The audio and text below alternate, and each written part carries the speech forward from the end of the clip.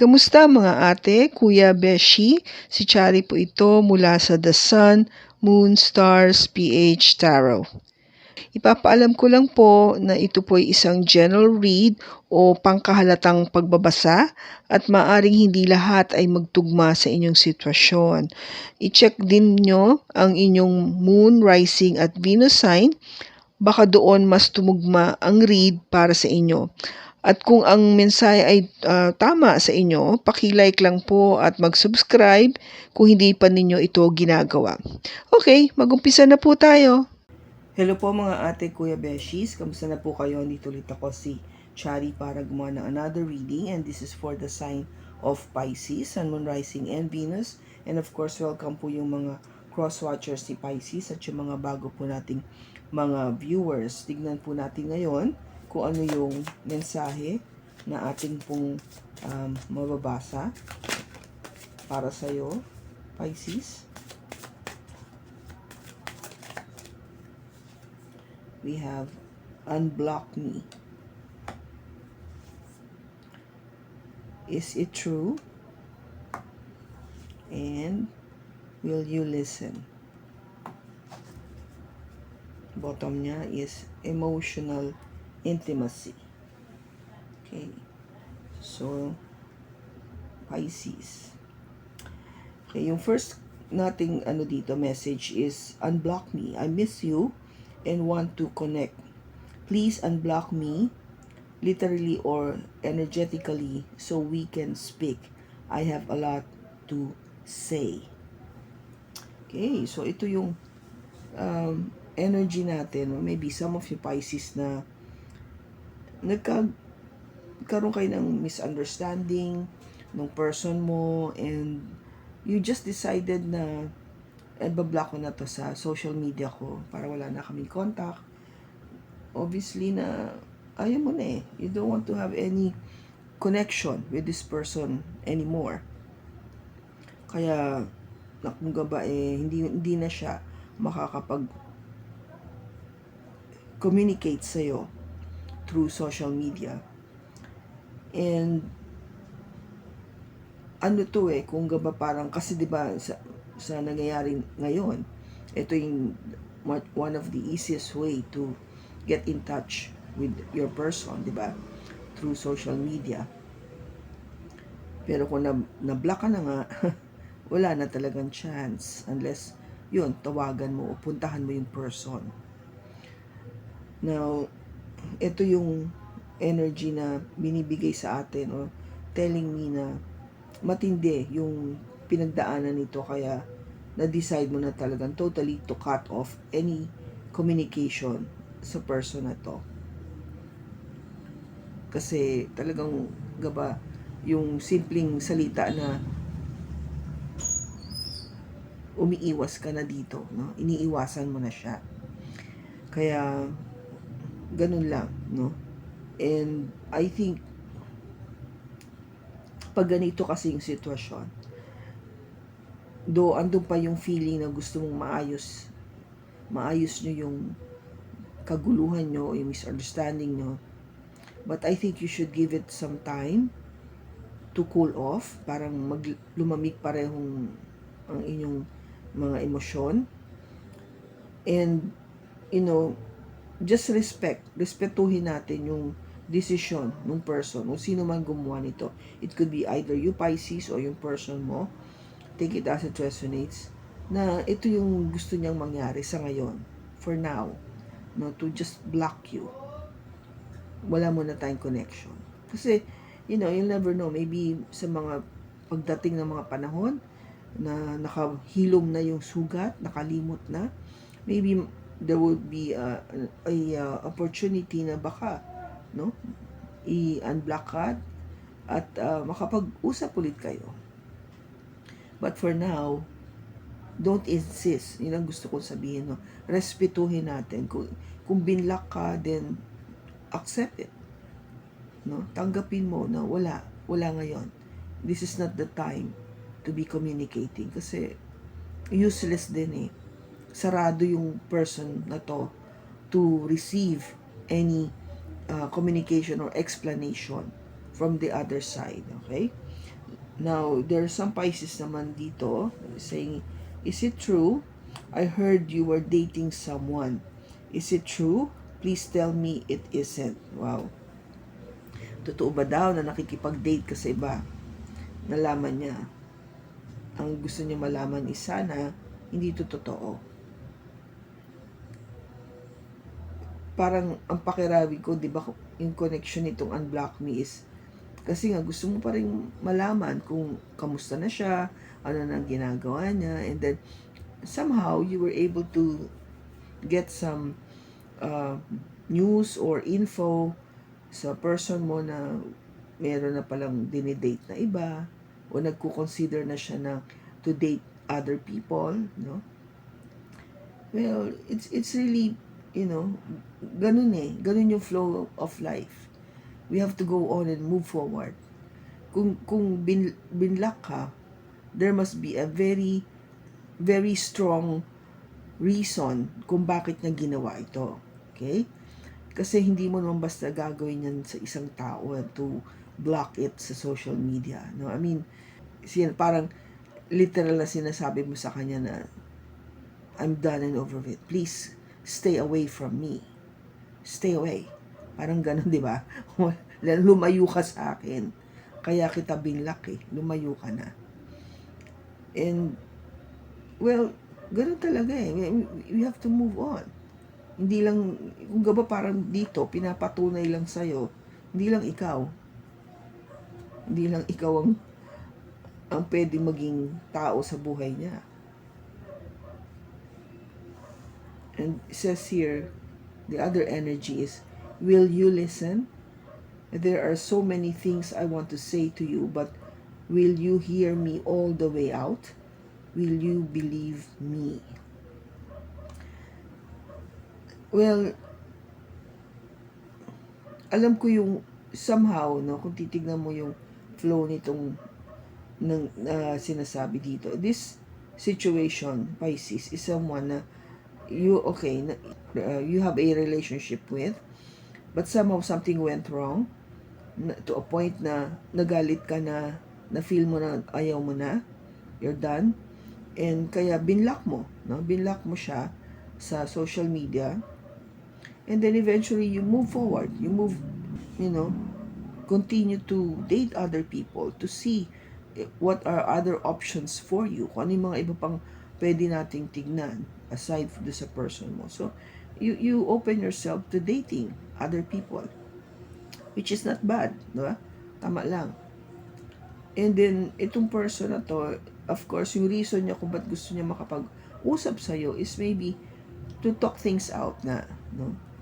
Gusto niya pakinggan mo siya. Marami siyang gustong sabihin sa'yo.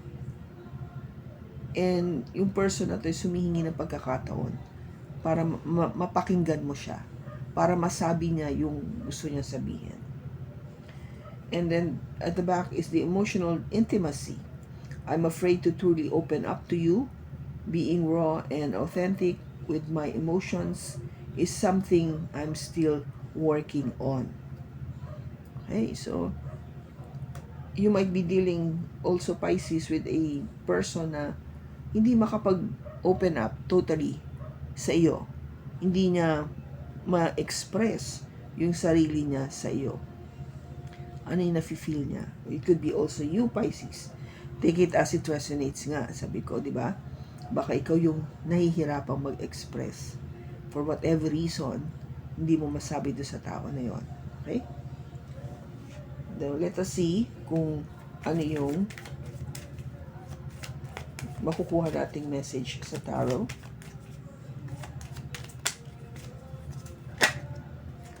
Okay, we have a jumping card. We have the 7 of Wands, the Tower, Star, the World, and the 8 of Swords. Bottom niya is the 10 of Swords. Okay, Pisces? Obviously, something ended, no? May natapos. Sabi nga natin dito, di ba? Kaya nga may unblock me eh. Something ended.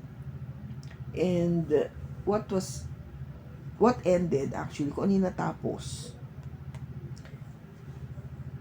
is that waiting, no? Yung ilang taon na nag-intay ka, ilang taon na nag-invest ka dito sa relationship na to. So, natapos yung matagal na relationship na ito. That is, first, to put it in simple words, natapos yung matagal na relationship na ito. See? Yung relationship na ito. Natapos talaga. It ended yung relationship na matagal na. And nakakalungkot, no? Kasi dito kasi sinasabi niya matagal yung pinuhunan mo dito sa relationship na to with the lovers, no? Matagal na taon yung binigay mo sa person na ito, sa relationship nyo,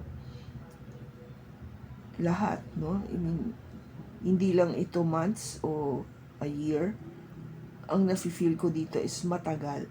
Matagal yung naging proseso nyo dalawa.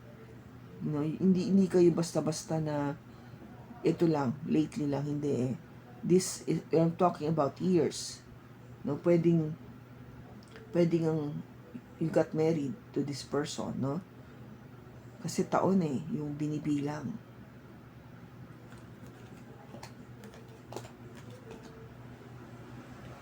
Nakakalungkot yun kasi syempre ang gaba ang tagal niya na tapos biglang nawala. 'Di ba ang lungkot kasi parang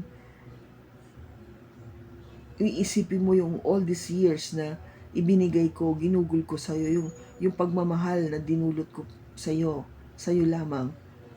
Ito yung nangyari, ito yung naging ending natin. Ito yung naging katapusan natin. Okay? Now, itong first card mo dito, Pisces, is the 7 of Wands. Yung nakaraan, no, in your past, dahil siguro nga sa mga nangyayari sa inyo, naging very defensive ka, no? You've been very, gugaba pinoprotektahan mo yung iyong sarili. Okay yon kasi maybe sa mga previous relationships mo, nasaktan ka na You got hurt, so you know, you've learned the lessons, and that's why you've been very protective of your emotions, of your relationships. Now, what came, kung ano yung naging challenging, is something na hindi mo ina-expect. May nangyari Something happened with the tower.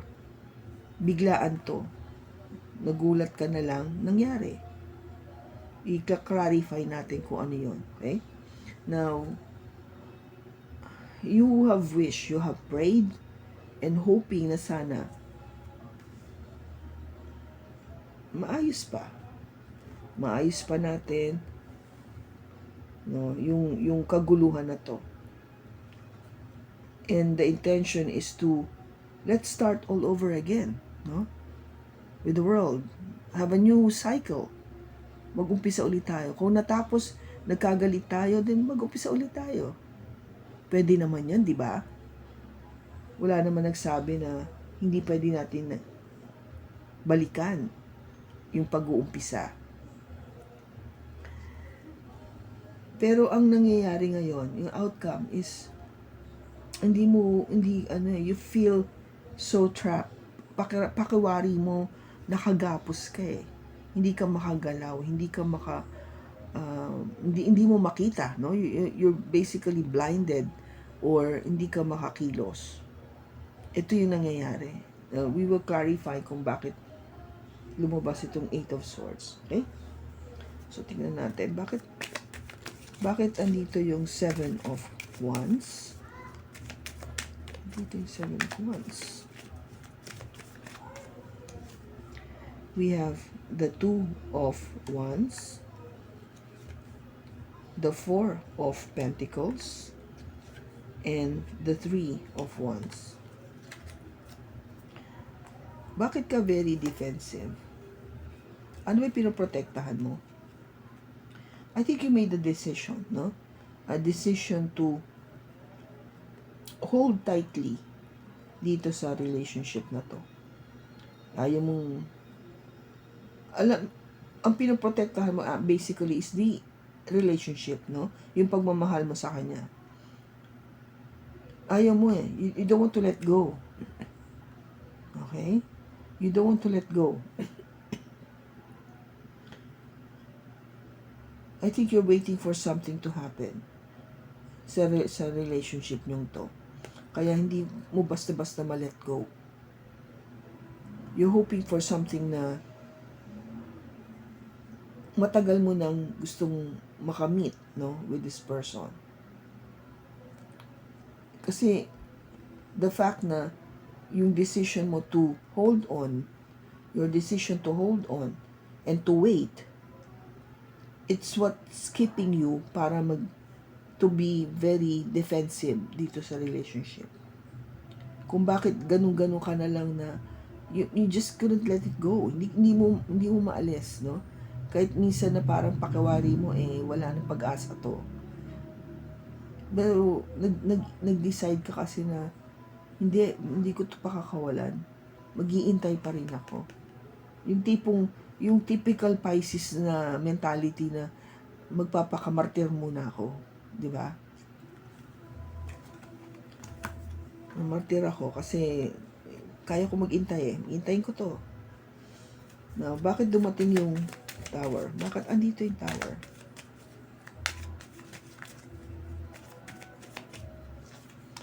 We have the 8 of Cups, the Ace of Pentacles, and the 9 of Swords. Ano yung hindi mo ina-expect, Pisces? With the Tower. Biglang nangyari. Ano yung biglang nangyari? Ito yung biglang nangyari. May umalis. May lumisan. Hindi niya na kaya eh. I just have to let go. I have to go. Alis na ako. Iwan na kita. Goodbye. I'm done. Diba? I'm done and over with. Hindi ko na nakikita yung new beginning na yan. Kaya ako aalis. And that is giving you stress and sadness. Nalungkot ka eh. Nalungkot ka dito sa pag-alis ng person dahil hindi mo na nakikita na na ito yung magbibigay sa'yo ng panibagong pag-asa na magkaroon ng magandang buhay o relationship sa future. And that felt so painful and sad, no, inside, na nai-stress ka to a point na parang paano na yung mga pangarap ko, paano na itong pagmamahalan namin, na nagugol ako ng matagal na panahon. The person just left. Bakit andito yung Star? Bakit andito yung Star? Tumalon yung Strength, the 5 of Cups, and the Wheel of Fortune. What you have been praying for, yung ginagawa mo, no? You're making your wishes or you're praying for, o yung nagwi-wish ka na sana magkaroon ka ng lakas ng loob or bumalik yung confidence na yun. Bumalik siya para wala ng regret at mabago yung takbo ng relationship namin. Kasi, di ba, kung may umalis, syempre, masakit yun eh. Hindi mo matanggap and andun na yung feeling of hindi lang hurt but also that feeling of being regretful. Nanghihinayang ka. Nasayang yung relationship. Nasayang yung ilang taon na ginugol ko sa'yo. Pero yun nga eh, but yung action na ginagawa mo is nagwi-wish ka, nagpipray ka kay God, kay universe, no? Na sinasabi mo na please, sana po magkaroon ng panibagong changes sa amin, no? Sa aming relationship, kasi ayoko po makaramdam ng panghihinayang. I want my person to feel again that confidence pagdating sa relationship namin. You might be dealing with a Leo o may Leo siya sa kanyang chart. Okay? And also Aquarius. Now, ba't andito yung world? Bakit andito yung world? We have the Six of Swords, the Queen of Wands, and the Queen of Cups. Yung sinasabi mo sa kanya, o you wanted to say, na pwede naman tayo mag-umpisa muli. Let's start all over again. Alsin na natin yung mga masasamang pangyayari and start with a clean slate, no? Baguhin lahat at mag-umpisa muli sa umpisa. Because you wanted, really, this is what you wanted, no? To go to a more peaceful place. Yung dalhin yung relationship natin sa mas matahimik na lugar. Kung ba magkaroon tayo ng katahimikan. O peace na tayo, no? Peace na tayong dalawa. Magkabati na tayo ulit. And magkabalik na ulit yung passion sa isa't isa. And yung pagmamahal, no? Passion and love. Yun yung gusto mong ibalik natin o ibalik sa relationship. No, but andito yung 8? Bakit andito yung 8 of Swords? We have the 5 of Pentacles, the High Priestess, and the 4 of Cups.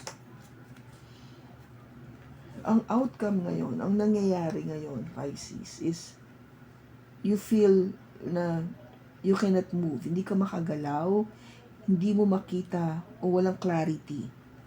Walang kaliwanagan kung anong mangyayari, no?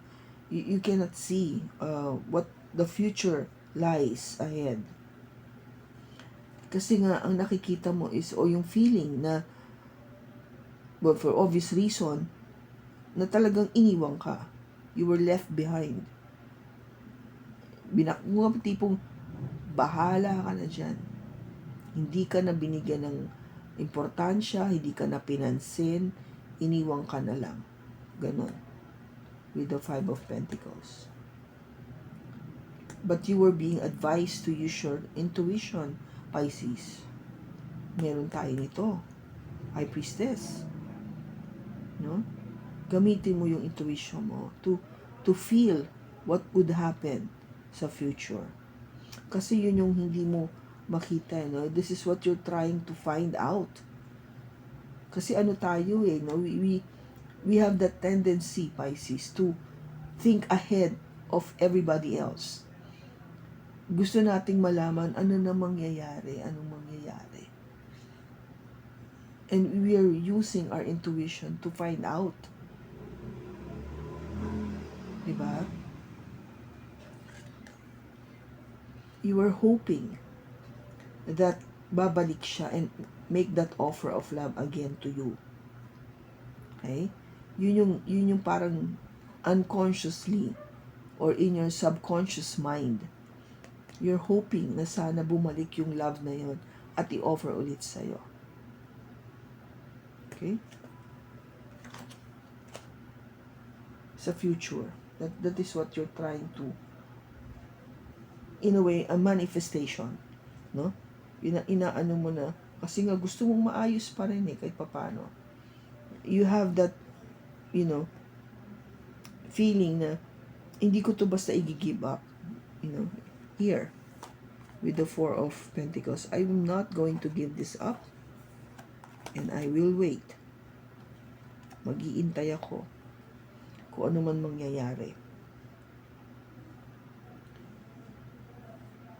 But somehow, di ba sinasabi nga natin, maybe you feel something, no? Baka your intuition is telling you, Pisces, na may pag-asa pa na maayos ito. Kasi ang nangyari nga nung umalis siya, it could be, o umalis ka, it could be you na yung umalis, binlock mo na, nakipag-date ka na sa iba, ayaw mo gusto ka niya kausapin pero hindi mo muna binibigyan ng chance kasi binlock mo na nga. So, sa nakikita ko dito, it will take a while. Kung gusto ng person mo na makapag-usap kayo muli, it will take a while bago mangyari to. That is if you would allow it to happen, Pisces. Kasi baka nadala ka na rin eh. No? Sa nangyari, talagang tipong ayaw mo na makipag-usap. Ayaw mo na ng any connection at all dito sa person na to. Kasi you don't see the point of doing it or having that conversation anymore. Kasi maybe what was lost, no? Yung isa doon sa mga nawala is yung love and respect. Mahirap ibalik yun kung nawala na. Lalo na ang Pisces, kung magmahal, sobrang todo yan. Kaya pag ano na siya, yung alam mo yung pag nawala na siya ng gana do sa relationship na yon, there's no turning back. Tama ba ako, Pisces? Hindi ka natitingin muli sa likod mo at lilingunin siya. No, you will move forward. You will move forward because you know there is more for you to look at sa future. Kaya, if you're starting to think of dating other people, then well and good. Kasi kung gaba, sa akin na in my own personal point of view, Pisces, itong person mo had the opportunity already to have a relationship with you. Andun na binigyan mo na siya ng oportunidad para magkaroon ng relationship with you. Pero hindi niya inalagaan, hindi niya chinerish, hindi niya vinalue. Ngayon, nainis ka na, ayaw mo na, alis ka na. Diba? Kung gaba parang sinayang mo yung binigay kong pagmamahal sa'yo. Dahil si Pisces, ayaw niya ng ganon. Pag nagmahal yan, todo yan. Pero once sinaktan mo yan, that's it. Goodbye. Okay? Goodbye. Hindi na kita babalikan. Kasi binigay ko na sa'yo lahat-lahat noon eh. Do you think mababalik ko pa yan ngayon? Mahirap yun, Pisces. Maybe some of you can do that. I don't know if some of the Pisces would agree with me. Lagay nyo sa comments below na kung tama yung sinasabi ko na mahirap niya na balikan. Diba? Kasi binigay mo na lahat eh. Ano pa yung bibigay mo sa susunod? Lalo na kung wala ka ng love at tiwala sa tao. Kung gaba parang naging matabang na yung panglasa mo para dito sa relationship na to. Okay? So, tingnan natin. Magkakaayos ba sila ulit? Oops. Tumalon yung card. It says no. Sabi ko sa'yo eh. The Four of Swords. You will rest. Pahinga muna to. Yung sino man itong Pisces na to that I'm connecting with right now, pinapahinga mo muna yung puso mo. Pinapahinga mo yung relationship na to. You are taking a rest. You're taking that kung gaba pa way to just relax muna. Dalin mo sa iyong pagtulog, no? Ibig sabihin, wala eh. No action. Walang action yan. Okay? So, kung di kayo magkakabalikan, Ano pa yung message natin? Ayun. Cards are jumping. Oops. Sorry. Meron pa akong hindi nakita. Sa ilalim pala niya. Hindi kayo magkakabalikan. But they were saying here, there's another card which is judgment. But your person is hoping for a second chance. Okay? And it could also mean, Pisces, na ito yung naging decision na eh. The decision to say no. No, it could be something like that, no? Yung explanation natin. Kaya maano pa rin, malabo pa rin. So, ano yung message pa natin kay Pisces? Be in the present and dream of the future. When we dream, everything is possible. Okay? So, I guess, ang gusto niya sabihin is, kung ito yung present moment mo, no, and you feel na your person should, hindi mo kailangan, alam mo yun, to get back to your person, then be in that moment, no? Yung isa kung yun ang naging decision mo na eh, no? Maybe that's why lumabas yung judgment dito. Yung decision to take a pause, no? To kung ba magpahinga muna, wala mo ng communication at all, no connection. Yun ang gawin mo. Now, in the future, it could mean other things, no? Nasa sa'yo na yan. Kung naisip mo na nga, sabi ko kung medyo lumamig na yung ulo mo, nakuha mo ng patawarin yung tao at gusto mo pa rin siya, then you could, look at into the future na posible na maging kami ulit. Pero kung hindi mo na nakikita yun, and you really feel na talagang wala na, pointless to go back, then you just move forward. Move forward. Kasi, lagi naman merong, alam mo yun, may papalit. Kung bakit, lagi ko nga sinasabi, hindi nyo ba naiisip na, kung bakit minsan nagkakahiwalay kayo, despite the fact na ang tagal mo na dito sa relationship na to, ba't nagkahiwalay pa rin kayo? Naisip nyo ba yon? Maybe because God is saying, hindi ito yung tao para sa'yo. This is not the person that I have planned for you. Meron pang mas higit dyan na dadating that I will be blessing you with. Kaya naghiwalay kayo eh. Kaya nagkaroon na ito ng tower moment. Hanggang may pumutok, bong. Pinaputok ni God para mawala kayo. Kasi hindi kayo, may dadating pa. Tanong natin. Oops. Meron bang dadating na iba for Pisces? May dadating pang new love for Pisces.